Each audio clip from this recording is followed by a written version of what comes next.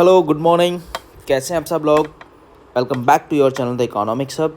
My name is Anant. आज के इस वीडियो में हम लोग बात करेंगे chapter number 4 class 12th Indian economic development का चैप्टर नंबर 4, जिसमें हम बात करेंगे इकोनॉमिक्स रिफॉर्म्स के बारे में, जिसको LPG के नाम से हम जानते हैं, लिबरलाइजेशन, प्राइवेटाइजेशन एंड ग्लोबलाइजेशन, और इसको हम NEP के नाम से भी जानते हैं। क्लियर हुआ? तो इस वीडियो को स्टार्ट करते हैं। बेसिकली इस चैप्टर को हम लोग 3 एपिसोड्स में डिवाइड कर दिया है। Episode number 1 this is liberalisation, episode number 2 this is privatisation and episode number 3 this is called globalisation. इन तीनों वीडियोस को हम अलग अलग पार्ट्स में बनाएंगे, जिसके हमने नाम दिया एपिसोड 1, एपिसोड 2 एंड एपिसोड 3।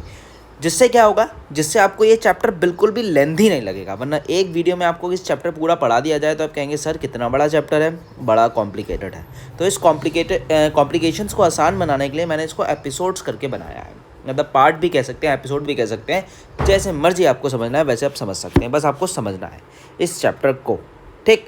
तो इस चैप्टर को स्टार्ट करते हैं हम लोग जल्दी से। चलिए, ये है क्या चैप्टर, क्या कहना चाहता है और क्यों पढ़ रहे हैं। इकोनॉमिक रिफॉर्म सीन्स 1991 एक हमारे भारत के लिए बहुत ही इंपॉर्टेंट ईयर है। इस ईयर में हम लोगों ने अपने आप को आगे बढ़ाने की कोशिश करी थी और ये कोशिश हमारी कामयाब भी हो गई थी, ठीक है। तो 1991 में किस तरीके से भारत ने ग्रो किया था अपने आप को, हम सब जानते हैं। इंडिया इंडिपेंडेंस हुआ था 1947 से, लेकिन 1947 से 1990 तक का सफ़र भारत के लिए बहुत ज़्यादा अच्छा नहीं रहा। बहुत सारी चीज़ें अच्छी नहीं हुई। गवर्नमेंट ने बहुत कोशिश करी चीज़ों को अच्छा करने की, पब्लिक सेक्टर्स पे बहुत भरोसा किया, लेकिन वो भरोसा कामयाब नहीं हो पाया, जिसकी वजह से 1991 में हमें कुछ ऐसे कदम उठाने पड़े जो भारत के लिए बहुत ही ज़्यादा अति आवश्यक थे और बहुत ही ज़्यादा ज़रूरी थे। और उन स्टेप्स को उठाने के बाद इंडियन इकोनॉमी में कंपटीशन आया, इफ़ेक्टिवली काम करना स्टार्ट किया, इकोनॉमी का डेवलपमेंट होना स्टार्ट हुआ और बहुत सारी चीज़ जो इस चैप्टर में हम लोग पढ़ेंगे, ठीक है। तो मीनिंग क्या कहता है इकोनॉमिक रिफॉर्म्स का। इकोनॉमिक रिफॉर्म्स का मतलब होता है वो सारे measures which aim to rendering the economy more efficient. एक ऐसे स्टेप्स और ऐसे मेजर जिससे हमारी इकोनॉमी एफिशिएंटली काम करे, कम रिसोर्सेज में ज़्यादा आउटपुट जनरेट करे, ठीक है, ज़्यादा से ज़्यादा रिसोर्सेज को बढ़ाएं, ठीक है, डेवलपमेंट ज़्यादा करें और लोगों के बीच में और कॉम्पिटिशन ज़्यादा हो, ठीक है। तो मेन एम हो गया हमारी इकोनॉमी क्या करे, सीधी से शब्दों में हम बात करें तो हमारी इकोनॉमी क्या होनी चाहिए, ग्रो होनी चाहिए, ठीक है। बट 1991 से पहले ऐसा कुछ ग्रो और कैसा कुछ इम्प्लीमेंटेशन हमें देखने को नहीं मिल रहा था। बस 1991 के बाद हमें चीज़ें आगे बढ़ने को मिली। और डिटेल में इसको समझते हैं क्या है ये। सबसे पहले it was the year 1991 the government of India launched NEP। Government ने NEP लॉन्च किया, जिसको हम नाम जानते हैं LPG, liberalisation, privatisation and globalisation. पहले क्या हुआ करता था, ये लिबरलाइजेशन लाइसेंसिंग हुआ करता था, प्राइवेटाइजेशन कोटास हुआ करते थे और ग्लोबलाइजेशन परमिट्स हुआ करते थे। पहले ये चीज़ें हुआ करती थी। उसके बाद क्या हुआ, लिबरलाइजेशन को लाइसेंसिंग को लिबरलाइजेशन में कन्वर्ट किया, कोटास को प्राइवेटाइजेशन में कन्वर्ट किया और परमिट्स को हमने ग्लोबलाइजेशन में कन्वर्ट किया। तो ये बना हमारा LPG। ये पूछ लेता है कि प्राइवेटाइजेशन पहले क्या था, ग्लोबलाइजेशन पहले क्या था, लिबरलाइजेशन पहले क्या था। तो ये आपको 1 मार्क्स में MCQ के फॉर्म में पूछ सकता है, तो आपको ये पता होना चाहिए, ठीक है।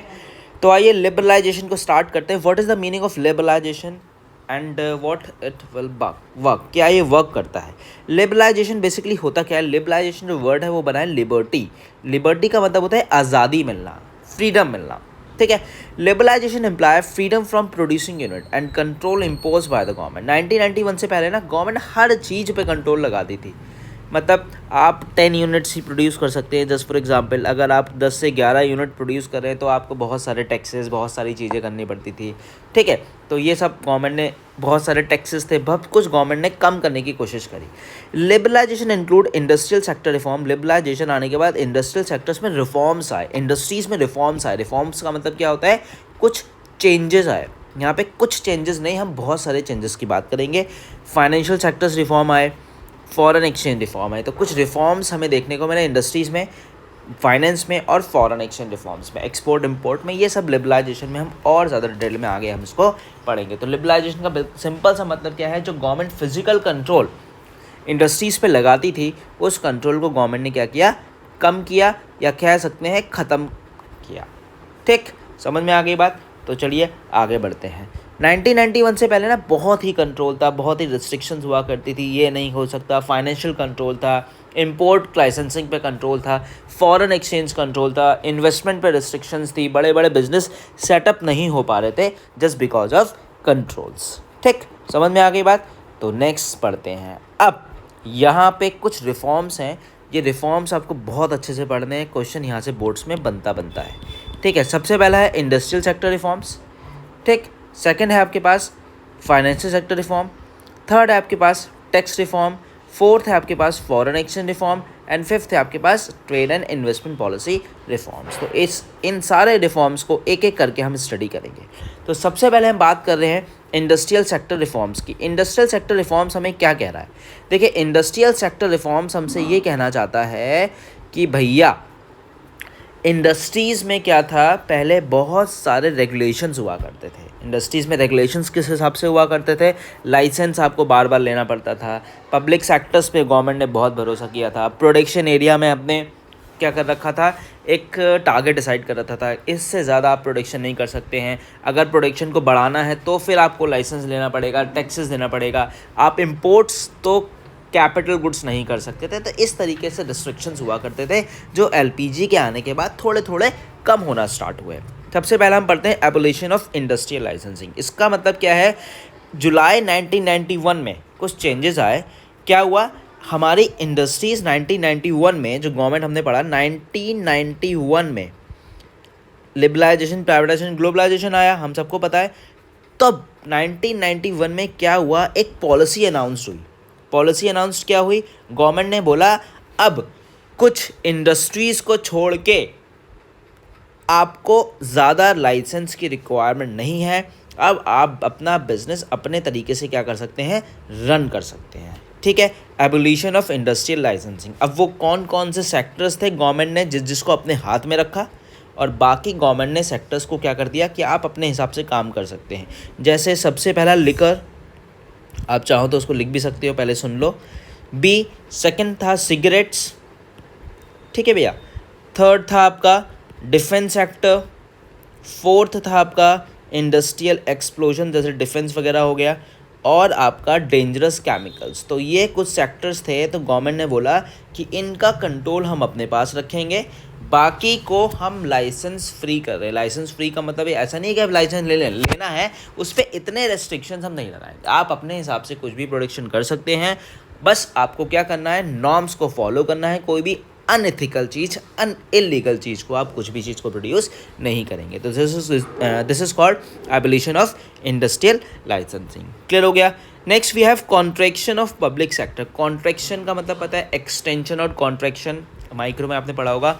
एक्सटेंशन का मतलब होता है बढ़ना और कॉन्ट्रैक्शन का मतलब होता है कम होना। तो यहाँ पे कम क्या हो रहा है? देखिए, यहाँ पे कम हो रहा है पब्लिक सेक्टर। अब गवर्नमेंट ने क्या करा, पब्लिक सेक्टर्स को थोड़ा थोड़ा थोड़ा करके क्या करना स्टार्ट कर दिया, कम करना स्टार्ट कर दिया। क्यों? क्योंकि हम सबको पता था पब्लिक सेक्टर्स में बहुत सारी प्रॉब्लम्स हम लोगों को फेस करने को मिलनी थी और बहुत सारे इश्यूज होते थे। ठीक है, तो हमने देखा अब गवर्नमेंट क्या कर रही है, अब गवर्नमेंट पब्लिक सेक्टर से किधर की तरफ जा रही है, प्राइवेट सेक्टर्स की तरफ मूव कर रही है। पब्लिक से प्राइवेट सेक्टर्स की तरफ मूव कर रही है। समझ में आई बात? ठीक है। अब क्या हुआ इसमें, कॉन्ट्रैक्शन ऑफ पब्लिक सेक्टर्स का सबसे पहला मतलब क्या हुआ, कॉन्ट्रैक्शन ऑफ पब्लिक सेक्टर्स में क्या हुआ कि गवर्नमेंट ने क्या किया, पब्लिक सेक्टर्स पर ट्रस्ट थोड़ा सा कम दिखाया। अब उन्होंने प्राइवेट सेक्टर्स को ज़्यादा भरोसा करना स्टार्ट कर दिया। ठीक है, समझ में आ गई बात? तो बहुत सारे प्राइवेट इंडस्ट्रीज़ धीरे धीरे धीरे करके क्या हुए, सेटअप होना स्टार्ट हुए, और पब्लिक सेक्टर्स क्या होने स्टार्ट हुए, कम होना स्टार्ट हुए। ठीक। Third we have dereservation of production area. Dereservation of production area का मतलब क्या है कि पहले रिजर्वेशन हुआ करता था। रिजर्वेशन मतलब आप इतना प्रोडक्शन कर सकते हैं, इससे ज़्यादा प्रोडक्शन नहीं कर सकते हैं, गवर्नमेंट के हिसाब से चीज़ें प्रोड्यूस करेंगे। अब यहाँ पे एक वर्ड लिख लीजिए, ये वर्ड मैंने आपको हर वीडियो में और कई बार डिस्कस किया है, that is market forces. Market forces का मतलब क्या होता है, मार्केट फोर्सेस का मतलब होता है अब जो भी चीज़ें प्रोड्यूस होंगी मोस्टली वो डिमांड एंड सप्लाई के हिसाब से प्रोड्यूस होंगी। भले ही हमारे पास रिसोर्सेज की कमी है, government, India is a mix economy, हम सब जानते हैं। ऐसा नहीं है कि सब कुछ मार्केट फोर्सेस के हिसाब से हो रहा है, अभी कुछ गवर्नमेंट सेक्टर्स के पास भी है और कुछ प्राइवेट सेक्टर्स के पास भी है। पहले सारा गवर्नमेंट के पास होता था तो वो सारी चीज़ें स्मूथली रन नहीं कर पा रही थी। ठीक है, समझ में आ गई बात? पहले क्या हुआ था, जो बहुत सारी प्रोडक्शन एरियाज़ थे वो रिजर्व थे स्मॉल स्केल इंडस्ट्रीज़ के लिए या बहुत सारी चीज़ों के लिए, जिसकी वजह से बहुत सारी प्रॉब्लम्स होती थी। पहले गवर्नमेंट था तो मार्केट फोर्सेस अलाउड नहीं होता था, अब प्राइवेट सेक्टर्स हुआ तो मार्केट फोर्सेस अलाउड हुआ। लोगों की नीड्स के अकॉर्डिंग, लोगों की डिमांड के अकॉर्डिंग प्रोडक्शन करना गवर्नमेंट ने और प्राइवेट सेक्टर्स ने स्टार्ट किया। ठीक है। Expansion of production capacity. Expansion of production capacity का मतलब क्या है कि पहले क्या था, प्रोडक्शन कैपेसिटी ना लाइसेंस से लिंक थी। लाइसेंस के लिंक मतलब क्या है कि भैया जितना आपने लाइसेंस ले रखा है, सपोज आपने 100 यूनिट्स को बनाने का लाइसेंस ले रखा है, तो आप 100 यूनिट्स ही बना सकते हैं, उससे ज़्यादा आप चीज़ों को नहीं बना सकते हैं। अब लोगों को बड़ी दिक्कत होती थी, अब डिमांड ज़्यादा हो रही है, लाइसेंस नहीं है 100 यूनिट से ज़्यादा बनाने का, तो कैसे बनाएं। तो ये भी एक बहुत प्रॉब्लम्स थी। ठीक है। अब गवर्नमेंट ने प्रोडक्शन कैपेसिटी को एक्सपेंड कर दिया, मतलब बढ़ा दिया, उनको फ्रीडम देना स्टार्ट कर दिया। अब आप प्रोडक्शन करिए, आप ज़्यादा प्रोडक्शन कर सकते हैं, जितना प्रोडक्शन कर सकते हैं उतना बनाइए। What to produce, how much to produce, no matter, जितना भी आप बना सकते हैं आप बनाइए। अब गवर्नमेंट ना चाहते हुए भी अब प्राइवेट सेक्टर्स मार्केट फोर्सेस के हिसाब से काम करने लगे। ठीक है। प्रोडक्शन कैपेसिटी बढ़ी, जितनी नीड्स आई, मतलब जितना डिमांड आया उतना सप्लाई करना स्टार्ट कर दिया। तो मतलब कह सकते हैं कि मार्केट कंडीशंस के हिसाब से चॉइसेस बढ़ी, प्रोडक्शन बढ़ा और लोगों की जो डिमांड था उसको हमने कंप्लीट और उसको फुलफिल करने की कोशिश करी। ठीक है। Freedom to import capital goods. Freedom to import capital goods का मतलब क्या है, हम सब जानते हैं। एक्सपोर्ट और इम्पोर्ट क्या होता है। इम्पोर्ट का मतलब क्या होता है कि भैया बाहर से कोई गुड्स मंगाने के लिए ना पहले बहुत ज़्यादा माथापच्ची होती थी। मतलब यूएस से अगर कोई इंडिया में प्रोडक्ट आ रहा है ना तो बहुत प्रॉब्लम्स हैं, ये टैक्सेस अलाना फलाना, कोटास, ये परमिट, लाइसेंस, बहुत सारी प्रॉब्लम्स होती थी। लेकिन क्या हुआ, import capital goods. Capital goods हम सबको पता है एक ऐसा गुड्स होता है जो फर्दर प्रोडक्शन में हेल्प करता है, जैसे मशीन्स। ठीक है, पता है ना आप सबको, कैपिटल गुड्स वो गुड्स होता है। अब क्या हुआ, पहले कैपिटल गुड्स को इंपोर्ट करने के लिए ना बहुत सारी प्रॉब्लम्स होती थी, लेकिन अब क्या हुआ, 1991 के बाद परमिशन मिली, गवर्नमेंट ने परमिशन कर दी, इंटरनेशनल एग्रीमेंट होना स्टार्ट हो गए, टेक्नोलॉजी का इम्प्रूवमेंट होना स्टार्ट हो गया। अब टेक्नोलॉजी का इम्प्रूवमेंट स्टार्ट हुआ तो टेक्नोलॉजी बाहर के देशों से इंडिया में आनी स्टार्ट हो गई। अब जब बाहर के देशों से इंडिया में टेक्नोलॉजी अच्छी आनी स्टार्ट हुई ना, तो इंडियंस ने भी टेक्नोलॉजी अच्छी करने की कोशिश करी उनके गुड्स को देखते हुए। ठीक है। Freedom to import capital goods का मतलब सिंपल सा है कि बाहर से हम अब क्या कर सकते हैं, कैपिटल गुड्स को इम्पोर्ट कर सकते हैं और उस तरह के प्रोडक्ट्स भारत में भी क्या कर सकते हैं, प्रोड्यूस कर सकते हैं। जैसे आजकल गवर्नमेंट कहती है भैया इंपोर्ट को सब्स्टिट्यूट करो, बाहर से चीज़ें ना मंगा के अपने गुड्स बनाओ और अपने गुड्स को ज़्यादा से ज़्यादा इंडिया मार्केट में क्या करो, सेल करो। ठीक है। This is all about industrial sector reforms. तो इंडस्ट्रियल सेक्टर रिफॉर्म आपको समझ में आ गया। इंडस्ट्रियल सेक्टर रिफॉर्म्स में आपको ये सब चीज़ें लिखनी है, बस आपको हेडिंग्स थोड़ी समझनी है, उसके बाद फर्दर चीज़ें आप क्या कर सकते हैं, अपने लैंग्वेज में भी कन्वर्ट कर सकते हैं। इस चीज़ के बोर्ड्स में मार्क्स नहीं कटते हैं, बस जेन्युइन डाटा आपको लिखना है। Next we have financial sector reform. भैया ये बहुत ही इंपॉर्टेंट सेक्टर रिफॉर्म्स है, आपको ये पता होना चाहिए क्या होता है क्या नहीं होता है। ठीक। फाइनेंशियल सेक्टर रिफॉर्म्स की जब भी पैसे की बात आएगी भारत में, जिसको हम जानते हैं रुपीज़ के नाम से, तो जब भी फाइनेंशियल सेक्टर रिफॉर्म्स की बात आएगी तो हमारे दिमाग में एक शब्द आएगा जिसको हम बहुत अच्छे से पढ़ भी चुके हैं, जानते भी, आरबीआई। क्योंकि आरबीआई ही, reserve bank of India, central bank of India ही भारत में सारा फाइनेंशियल सेक्टर्स, फाइनेंशियल चीज़ों को क्या करता है, कंट्रोल करता है। ठीक है। फैसिलिटेट करता है, रेगुलेट करता है। अब फाइनेंशियल सेक्टर रिफॉर्म्स में क्या क्या चीज़ें इंक्लूड है, एक तो बैंकिंग हो गया, नॉन बैंकिंग हो गया, स्टॉक एक्सचेंज मार्केट हो गया, फॉरेन एक्सचेंज मार्केट हो गया। तो 3 थिंग्स आर कन्वर्ट और under the financial sectors reform. तो 3 चीज़ें ये फाइनेंशियल सेक्टर रिफॉर्म्स में हमने देखने को मिलती हैं। अब पढ़ते हैं इसको और डिटेल में। In India financial sector is control by the end regulate by the RBI. India में हमने ऊपर पढ़ लिया कि जितना भी फाइनेंशियल सेक्टर्स है, पैसे का लेन देन, कितना आया कितना गया, बैलेंस ऑफ पेमेंट, ये सब चीज़ें कितना कौन कंट्रोल करता है, ये सब चीज़ें reserve bank of India control करता है। रिजर्व बैंक ऑफ इंडिया कब आया था ये याद रखना है, 1935 इसकी डेट याद रखना है। ठीक है। अब क्या था रोल ऑफ आरबीआई, पहले आरबीआई का रोल क्या था, रेगुलेटर था, वो रेगुलेट करता था, मतलब जो वो कह रहा है वो फॉलो करना है। अब गवर्नमेंट रेगुलेटर से क्या कर दिया, फैसिलिटेटर कर दिया। रेगुलेटर और फैसिलिटेटर में बहुत डिफरेंस होता है। रेगुलेट मतलब आप पे पाबंदी लगाना और फैसिलिटेटर का काम होता है आप काम को करो।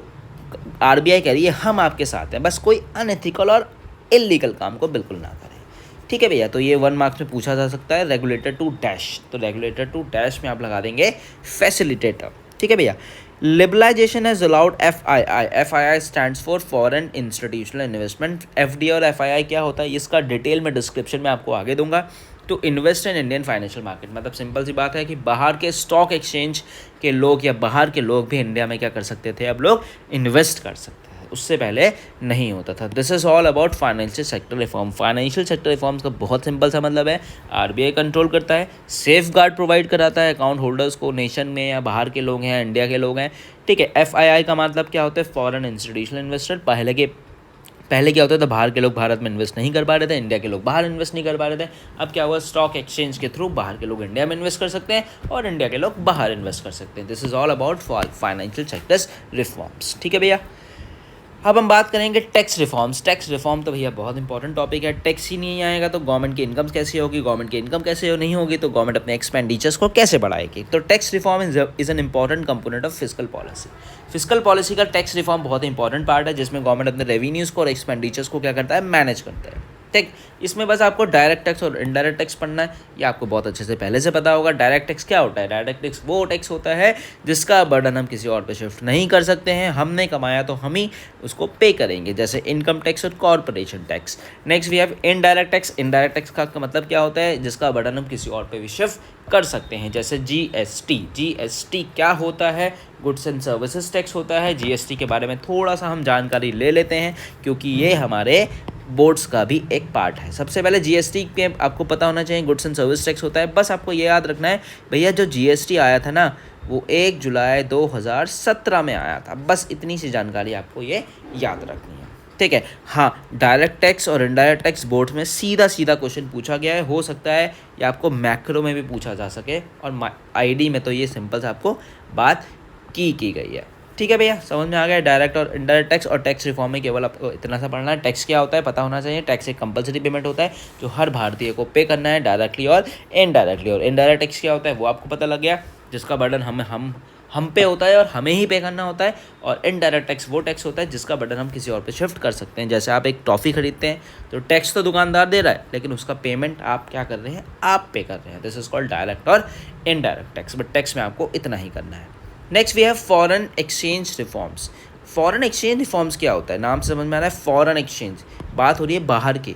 Where resolve BOP crisis in the country. Foreign exchange reforms के आने से ना BOP की क्राइसिस बहुत रिसॉल्व हुए थे भारत में। बैलेंस ऑफ पेमेंट क्या होता है, ये मैक्रो में मैंने आपको समझाया है।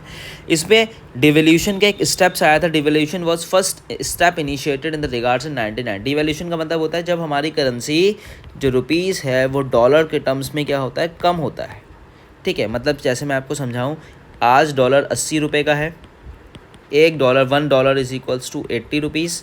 और अब क्या हुआ, 80 से क्या हो गया, 82 हो गया। तो ये क्या हो गया, इस कंडीशन में आपका रुपीज़ क्या हुआ, एप्रिशिएट हुआ, डेप्रिशिएट हुआ, आपका रुपीज़ कम हुआ।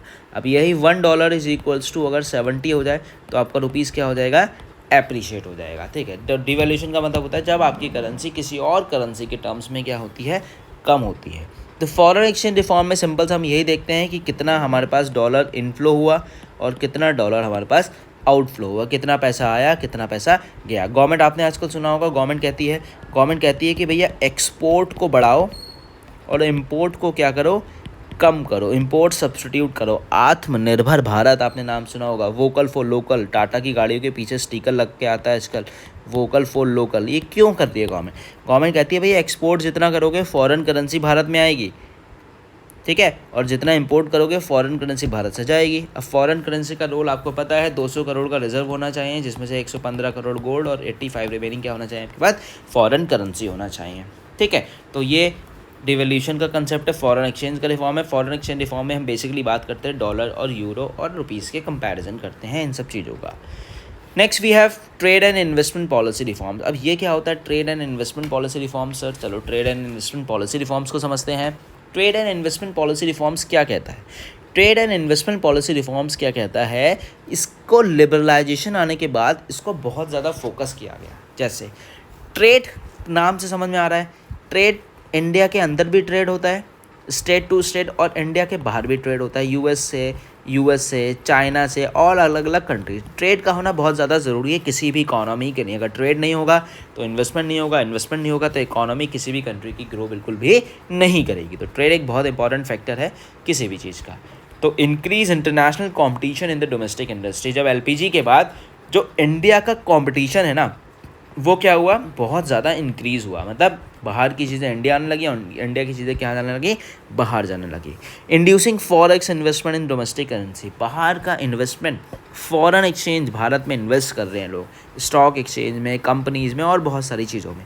Better technology in the economy. जब बाहर की चीज़ें इंडिया आई, मैंने आपको पहले बताया, तो बाहर की चीज़ें इंडिया के आने के बाद क्या हुआ, इंडिया में टेक्नोलॉजी अपग्रेड हुआ, लोगों की सोच बदली, लोगों की डिमांड का पैटर्न चेंज हो गया। जो लोग पहले आउटडेटेड टेक्नोलॉजी यूज़ कर रहे थे, अब वो अपडेटेड टेक्नोलॉजी पे आ गए। उन्हें लगा कि भाई बाहर के लोग इतने अच्छी अच्छी टेक्नोलॉजी यूज़ कर रहे हैं तो हमको भी करनी चाहिए।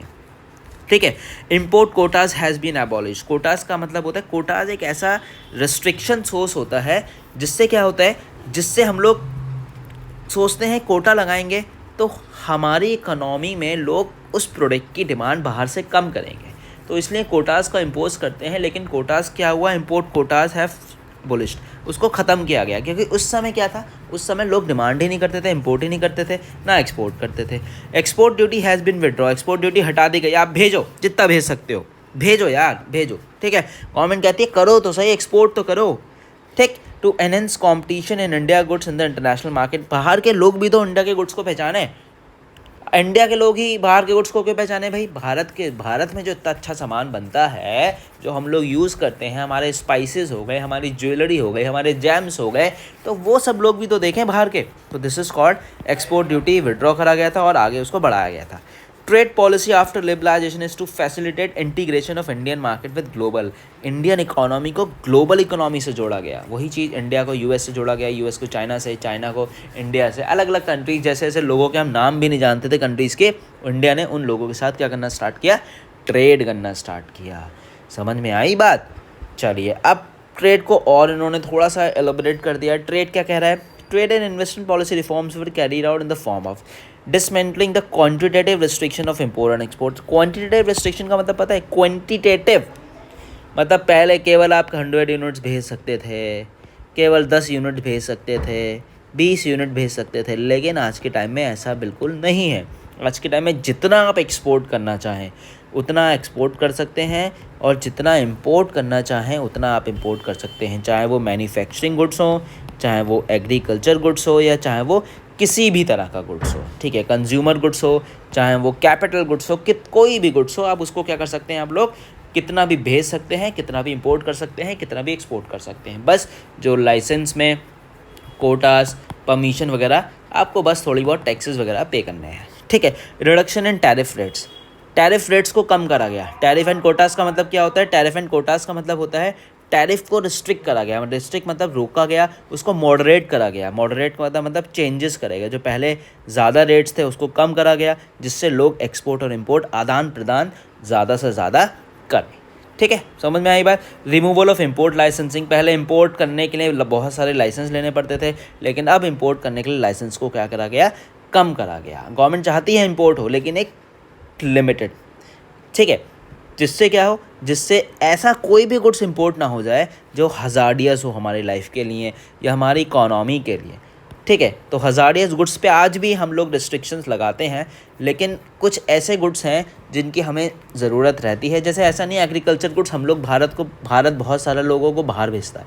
बाहर के लोग भी एग्रीकल्चर्स के मामले में पीछे नहीं हैं। वो लोग भी क्या करते हैं, इंडिया में एग्रीकल्चर्स को भेजते हैं। ठीक है। Removal of export duty. Removal of export duty हम सबको पता है। एक्सपोर्ट ड्यूटी का मतलब क्या है, एक्सपोर्ट ड्यूटी हम सब जानते हैं। एक्सपोर्ट ड्यूटी मतलब अगर आप इंडिया से कोई गुड्स को बाहर भेज रहे हैं तो क्या होगा, इंडिया से बाहर भेजेंगे विमान के थ्रू, तो क्या होगा, किसी भी चीज़ के थ्रू, तो आपको लाइसेंस लेना पड़ता है। लाइसेंस लेना पड़ता है और ड्यूटी पे करनी पड़ती है यूएस इंडिया गवर्नमेंट को। तो क्या हुआ, ये थोड़ा सा कम करा गया, जिससे लोग बाहर ज़्यादा से ज़्यादा इंडियन गुड्स को भेजें और इंडियन गुड्स की पहचान इंटरनेशनली क्या हो, बहुत अच्छे से हो। तो this is all about trade and investment policy reforms. तो ये मैंने आपको लिबरलाइजेशन का पूरा टॉपिक समझाया अच्छे से। आपको वीडियो कैसी लगी मुझे प्लीज़ ज़रूर कमेंट करके बताएं। ये हमारा था episode number 1। Episode number 1 is a part of liberalisation. Episode 2 में हम बात करेंगे प्राइवेटाइजेशन। एपिसोड 3 में हम बात करेंगे ग्लोबलाइजेशन। तो ये वीडियो कैसी लगी आपको मुझे ज़रूर बताएं। जाते जाते एक क्वेश्चन का मुझे आंसर ज़रूर दें कि जो भैया फादर हैं किसके, आपके मेरे नहीं, father of green revolution in India, green revolution of India, जो फादर हैं उनका नाम क्या है? ज़रा नाम पता इनका मुझे बताना कमेंट सेक्शन में, ठीक है? और ये भी बताना आपको वीडियो कैसे लगी। चलिए मिलते हैं नेक्स्ट वीडियो में। Thank you so much for watching me.